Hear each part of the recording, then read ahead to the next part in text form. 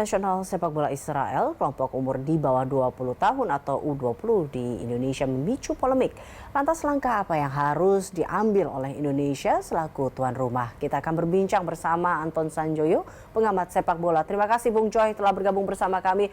Bung Joy, pemerintah Indonesia mungkin saat ini menghadapi situasi dilematis. Di satu sisi sebagai tuan rumah Piala Dunia U20 yang harus siap menerima dan kemudian menjamin tadi keamanan seluruh peserta negara asing, termasuk di sini berarti adalah timnas Israel 20. Tapi di sisi lain ada desakan sebagai masyarakat agar pemerintah menolak kepesertaan Israel ini. Tapi kalau kita dengar juga dari PSSI mengatakan saat ini lebih fokus terlebih dahulu ke persiapan teknisnya. Anda melihat dari sikap atau kedua sikap ini antara pemerintah dan PSSI seperti apa? Ya, pertama saya harus koreksi ya, ini bukan timnas, ini adalah Israel Under 20. Jadi ini bukan tim nasional. Kalau tim nasional itu yang tampil di Qatar kemarin itu yang tim nasional. Kalau ini kelompok umur. Jadi penyebutan timnas itu kurang tepat ya, dan PSSI pun juga salah. Tapi oke lah.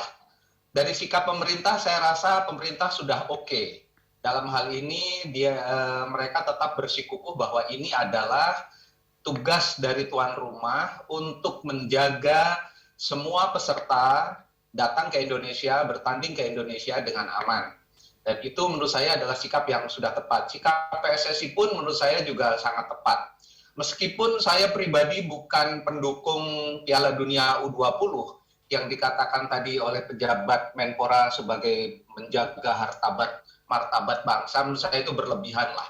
Ini event yang biasa saja, setara dengan SEA Games, setara dengan Asian Games. Ini bukan Piala Dunia beneran, ini Piala Dunia Under 20.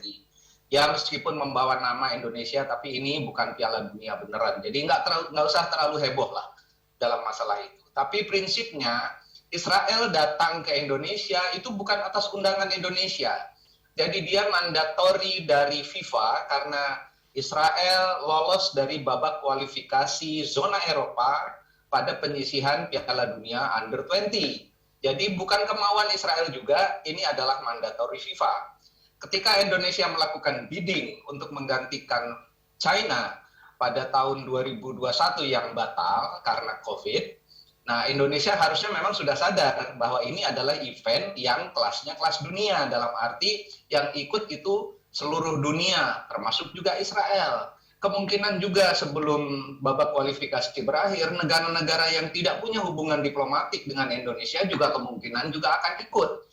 Jadi Indonesia harus sudah menerima konsekuensinya, menerima negara yang tidak punya hubungan diplomatik, termasuk juga dengan Israel. Gitu loh. Jadi menurut saya sikap pemerintah dan sikap PSSI sudah sangat tepat. Meskipun sekali lagi saya harus katakan saya bukan pendukung Piala Dunia Under 20. Saya bukan fans mereka, tapi oke lah, karena Indonesia sebagai tuan rumah, Indonesia harus betul-betul tampil maksimal untuk menjadi tuan rumah yang baik dalam penyelenggaraan Under 20 World Cup ini. Bung Joy, bila ini merupakan mandatory FIFA, tapi andaikan Indonesia kemudian akhirnya menolak kedatangan dari tim Israel dalam ajang U20 ini, mungkin apa? Apa sanksi yang akan kita hadapi?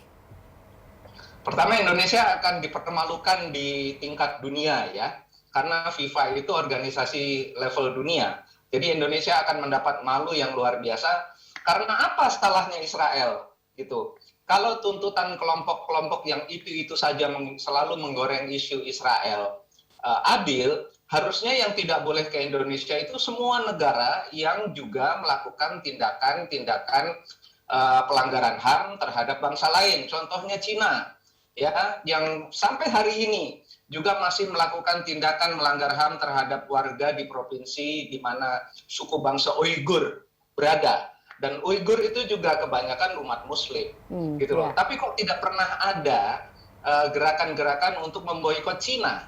Selalu aja yang digoreng isunya adalah isu Palestina. Sampai sekarang Yaman pun, negara Yaman masih menderita akibat pengeboman besar-besaran yang dilakukan oleh Arab Saudi beberapa tahun lalu. Kenapa tidak ada yang memprotes Arab Saudi?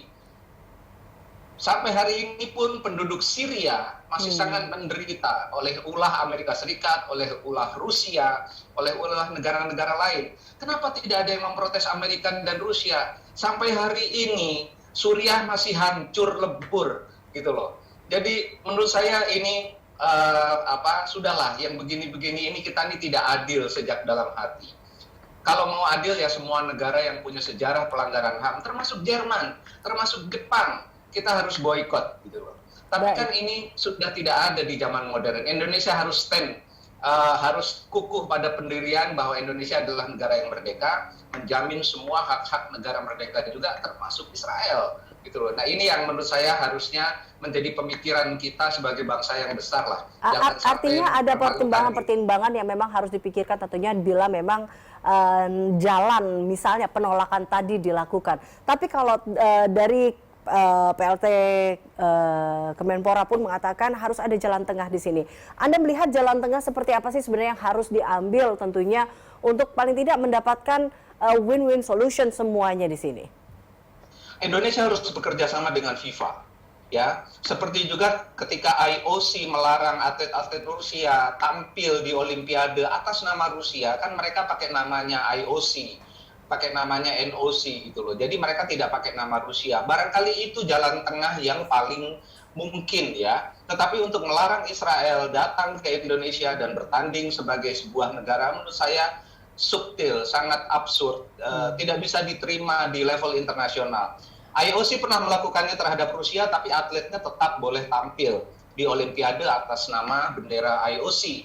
Dan itu mungkin yang bisa dilakukan, tapi itu pun menurut saya IOC mendapat celaan, mendapat bulian yang luar biasa gitu loh. Dan Indonesia kalau melakukan itu atas perintah FIFA, bukan atas kemauan Indonesia, Indonesia pun pasti akan dibully habis di dunia internasional. Jadi kita siap-siap dipermalukan kalau memang jalan itu yang diambil. Tapi itu yang paling mungkin sekarang kalau pemerintah menurut saya sedikit mau melangkah mundur. Tapi saya sih berharap pemerintah tidak melangkah mundur, tetaplah bersikukuh bahwa sebagai tuan rumah yang baik kita tidak boleh melakukan diskriminasi terhadap siapapun. Karena Israel itu lolos secara sah, secara legal gitu loh ke Piala Dunia Under-20. Artinya secara jalurnya tidak ada yang salah di sini sebenarnya, Israel bisa masuk dalam tim ini atau kalau kita lihat menuju U20 ini. Tapi Bung Joy, balik lagi, kalau memang ini apa yang terjadi, apakah benar bila kita menolak ini kemungkinan sanksi yang akan didapat terkait dengan ban FIFA terhadap Indonesia mungkin selama 10 tahun seperti itu? Tidak seberat itulah, karena Indonesia ini pasar bagi FIFA ya. Ini pasar market yang sangat besar Indonesia itu. Jadi Indonesia ini selalu dikerjai oleh FIFA untuk level-level yang seperti Under-20 ini. Jadi kita tidak akan disanksi sampai puluhan tahun lah, enggak akan lah. Tapi memang Indonesia akan mendapat teguran keras dari FIFA, apalagi kalau sampai melarang Israel, ya kemungkinan itu akan mendapat sanksi yang langsung ya. Mungkin Indonesia tidak boleh tampil di event-event FIFA selama beberapa saat gitu ya, selama mungkin 1 tahun atau 2 tahun. Tapi sampai bertahun-tahun sih, puluhan tahun sih tidak. Tapi Indonesia pasti akan dipermalukan oleh FIFA di level internasional, karena Israel itu salahnya apa coba? Mereka anggota FIFA. Yang kedua, mereka juga lolos secara sah lewat kualifikasi zona Eropa. Nggak gampang loh kualifikasi zona Eropa itu. Kalau Indonesia kan justru tampil di Piala Dunia ini hanya sebagai host kan sebetulnya, hanya sebagai tuan rumah. Kalau ikut kualifikasi Asia ya pasti tersingkir. Tapi ya Indonesia mendapatkan privilege. Justru dengan privilege sebagai tuan rumah itu, Indonesia harusnya tahu diri bahwa mereka sebetulnya tidak layak tampil di Piala Dunia dan layaknya hanya sebagai tuan rumah gitu loh.